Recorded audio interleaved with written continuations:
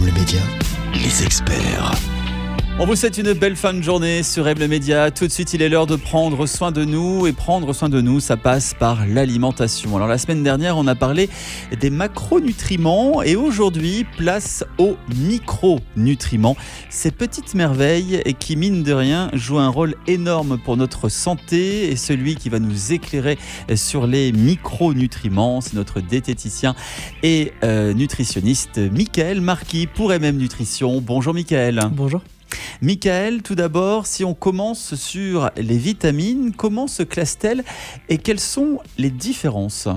Alors, les vitamines, il y a deux grands groupes qui existent. Les vitamines hydrosolubles, donc qui vivent dans un milieu aqueux avec l'eau. On aura vitamine C et toutes les vitamines B. Et on a le deuxième groupe, les vitamines liposolubles, donc qui sont vraiment en lien avec les matières grasses. Alors, si on parle des vitamines liposolubles, donc avec les matières grasses, quelles sont-elles et dans quel type d'alimentation on peut les trouver ? Alors, on va retrouver les 4 grandes vitamines A, D, E, K. Et puis, en fonction des différentes vitamines, on peut les retrouver. Alors, on va dire dans les grandes lignes, ça sera déjà dans les matières grasses, dans les huiles végétales, dans les poissons gras. Si on va un peu plus dans les détails, notamment la vitamine D qui est un peu plus connue, là, on va vraiment être dans les poissons gras, l'huile de morue par exemple. La vitamine K, on peut également retrouver un petit peu dans les légumes verts. Et puis sinon, ça sera aussi tout ce qui est oléagineux, donc noix, amandes, noisettes. On parle souvent de carence en vitamine D, c'est la plus répandue. Comment faire concrètement pour éviter cette carence ?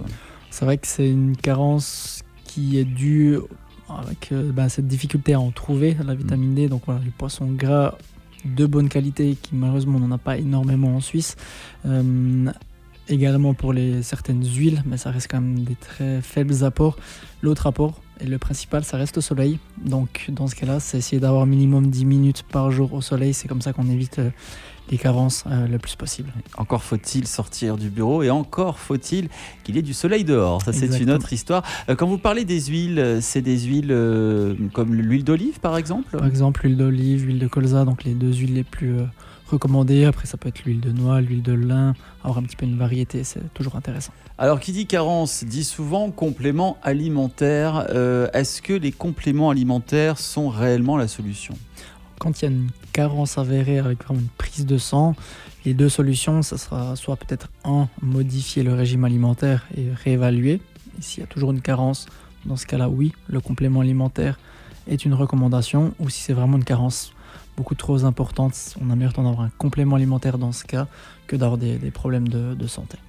Donc vous l'aurez compris, les micronutriments sont essentiels, même s'ils sont minuscules, leur impact est énorme, que ce soit à travers une bonne alimentation ou même des compléments alimentaires bien choisis.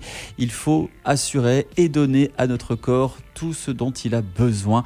Encore une fois, vous pouvez retrouver tous ces bons conseils, ces astuces. On vous aide dans votre quotidien, dans les experts, sur notre site internet mlemedia.ch. Vous pouvez retrouver tout cela en images. Merci Michael Marquis pour cet éclairage vitaminé, si je puis dire. Et puis on va se retrouver la semaine prochaine pour d'autres conseils dans le monde de la santé.